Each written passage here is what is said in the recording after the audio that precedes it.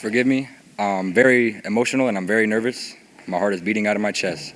But other than that, good morning, ladies and gentlemen, and thank you so much for coming. I'd like to dedicate this speech to my family and to my fellow cadets. I hope you're all proud of yourselves. If not, then you should be. I'm personally proud of everybody here, the cadets, the parents, the staff, and the cadre. It's important that we, us all, understand the contribution that each and every one of us put towards the future of myself and my fellow cadets.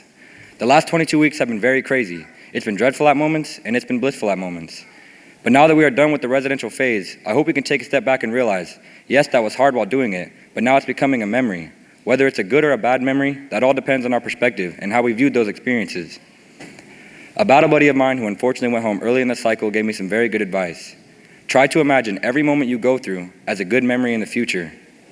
But for me, the only way I could understand that is say you stub your toe and you're screaming in anger and pain in the moment, but the next day if someone were to ask, hey, why were you screaming yesterday? You wouldn't have all of that anger to scream and be upset all over again. It's more of a, man, I stubbed my toe on that coffee table so hard, and you start to laugh about it. We can all think of something, most likely somebody, that greatly angered us during the residential phase. But now that you don't have to deal with that anymore, it's kind of funny when you think about it. You may wonder why you were ever mad to begin with. And now that we are going into the post-residential phase and continuing on with our lives, this is a notable skill for us to remember.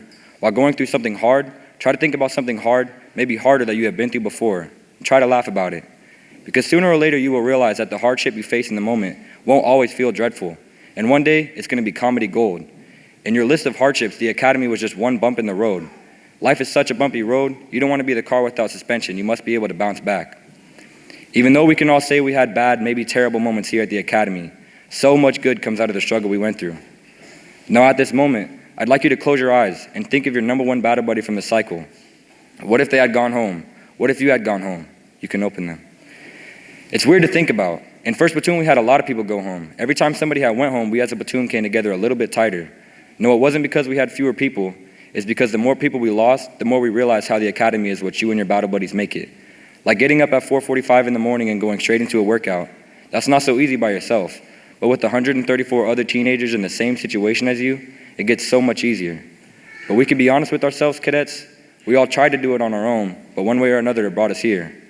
The more people that left throughout my cycle with 1st Platoon, it was one less battle buddy beside you to take on the challenge with you, or crack a joke when the day gets hard. Because sometimes the only way to get through something that sucks is just to laugh about it. I do want to congratulate you, sorry. You decided to take initiative and change your lives for the better. So give yourselves one! I hope all of you realize this is the step we needed to take. This was a launch pad into adult life that most people never get. With the lessons we learned and the discipline we have because of this environment, we will have such an advantage, whether you're going back to school, getting a job, going into the military, or all three.